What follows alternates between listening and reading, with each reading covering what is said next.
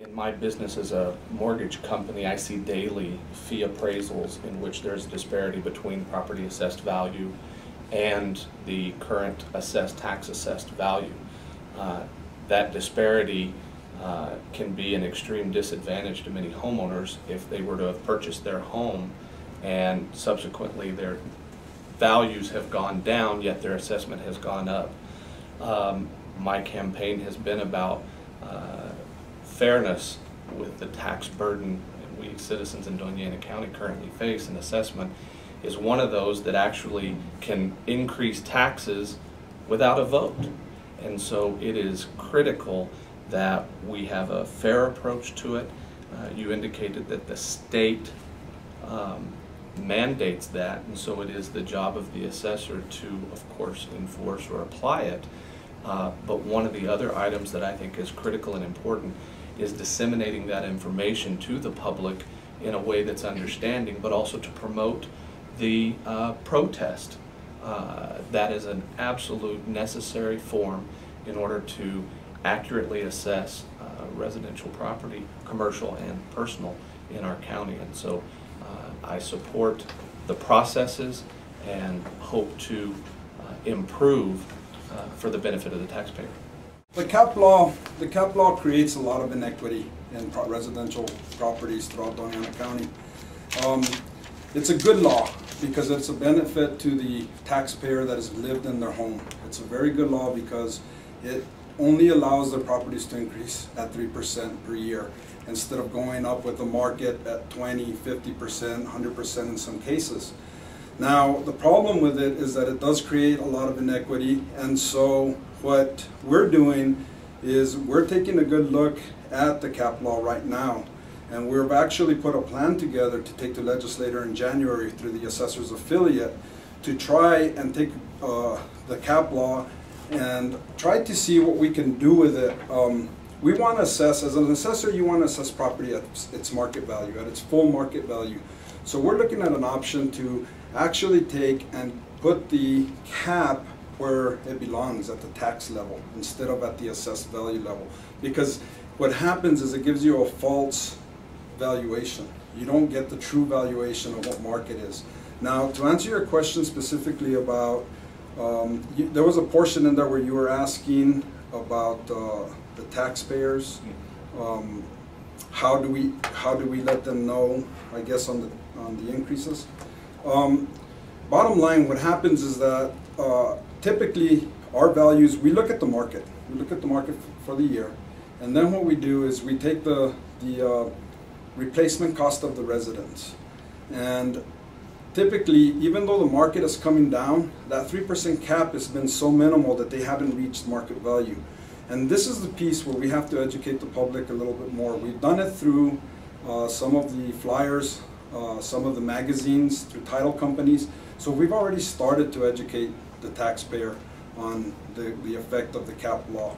But there's still a lot of issues that we're looking at this point in time, and we will continue to work, because I believe that we really need to move the cap law from the total valuation into the tax portion of it.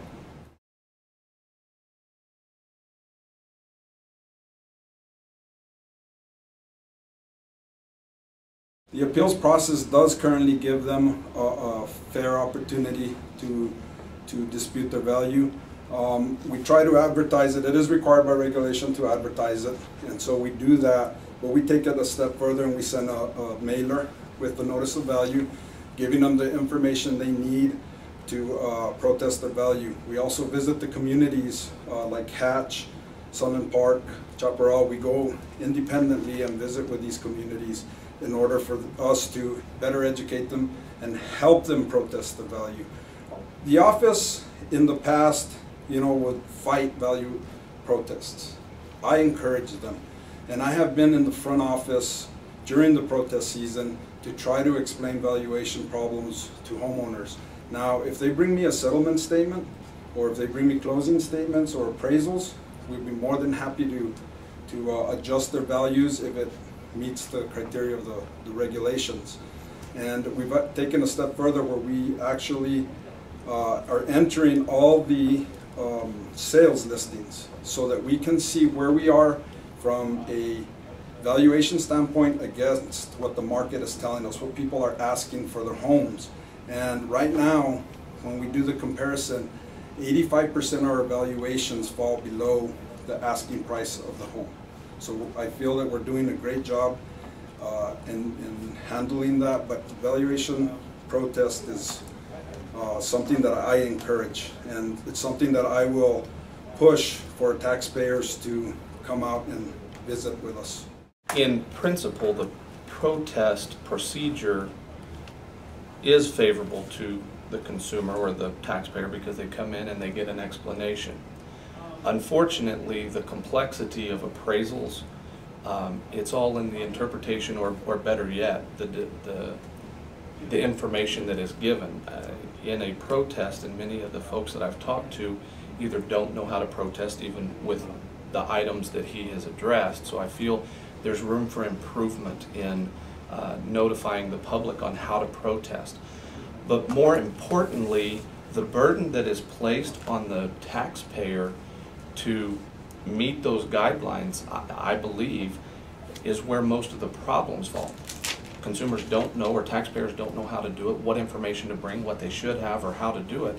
And so I have a feeling that the number of protests don't reflect the number of inequities because they don't know how to do it. And unfortunately, in our day and age, if they don't know how to do it, they don't.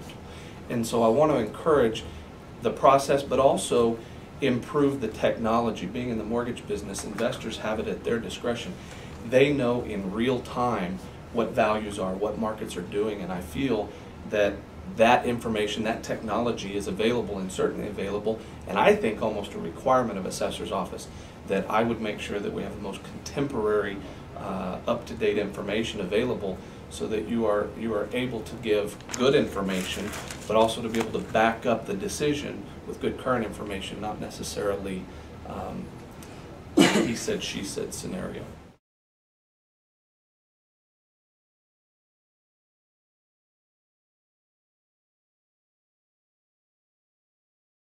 Absolutely. I unfortunately haven't been privy to the exact dialogue, but I think most of that probably starts at building it, at final construction, and the communication between the building department and the assessor's office. I have customers in my office right now that finished a house in January of the year. Their assessment and subsequent tax bill came almost 2 years later. It affected their mortgage escrow to the tune of $250 a month. I think that communication up front to go from a raw land to land with structure needs to be addressed in a manner that's favorable to the taxpayer. The taxpayer is the end user, and I think if they get an unfortunate increase, a substantial increase, they're left holding the bag with no answers. And so I think that needs to first start at construction, any new construction. Certainly that communication in line with title companies, which is absolutely critical, and I'm blessed to have great relationships with the title companies as part of my business, is critical. The key to any of this, and probably the foremost, is communication. Internal customers and external customers. The internal, of course, being the employees of the assessor's office, the external being the constituents, the taxpayers. And I think improved communication benefits everyone, and so I certainly propose improving the communication. That's correct. Where the valuation starts is after construction is completed. During the process of construction, our appraisal staff is already out in the field making note of the construction, making note of what's going on in that project. As soon as the project is completed, then the duties and the responsibilities are for us to measure the exterior of the house. And so we take it upon ourselves to measure the exterior of the house and to get all the attributes associated with the residence or the commercial building. And that includes the bedroom counts, the type of services they receive, overhead electric, gas, etc. What we do then is we apply that to our system. We have a system called Sigma. It's a valuation software. And the valuation software is, the actual valuation software is called Marshall and Swift, and it's used nationally. What we do is enter the attributes into the system, and it derives a value. Okay. Then what we do is we take sales information. back in 2001, of course, they came up with the disclosure of sales. So what we do is we verify all the sales and make sure that they were arm's length transactions. And at that point, we do a spreadsheet and we start looking at the values for individual neighborhoods. We try to be homogeneous and similar types of homes. At that point, we make a comparison to see whether our values are falling within market, because our ultimate goal is market value, and that's where we're headed, is for market value. So even though we have say a replacement cost on a home that's higher than market value, we will adjust it down to market value. And what is that, 100%? Typically not. We try to be between 95 to 97% of market value. So the homeowner still has a benefit of a little bit lower valuation.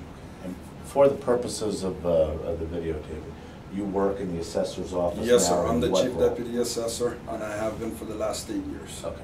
Yes. So with that said, what we do is we take a look at many facets of the properties, of the market, of the sales information, and if income is required, we take a look at income.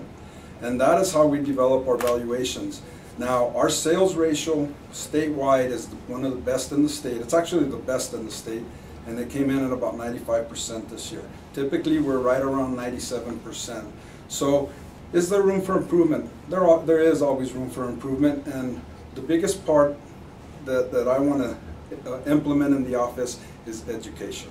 I want to get out to these communities. I want to have monthly meetings with all the taxpayers so that they can understand what it takes to get their value on the tax roll and how it works. Now, one of the things that Mr. Murphy brought up was, you know, the house didn't go on for 2 years. Sometimes there's not a building permit. We have a very close relationship with all the building departments, and we actually have the majority of the floor plans, because even the building department doesn't have as many of the building plans that we do. They come to us for them when they need them. But we have a very good relationship with them, and what we try to do is, what I want to do is just get out there and let people understand how it all happens. Now, the land goes on the first year. January 1st is the situs date in New Mexico, and so if your house isn't completed as of January 1st, then you only pay on the land that year. And then the following year, when it's been, certificate of occupancy has been issued, then it goes on the tax roll with the land and the improvement.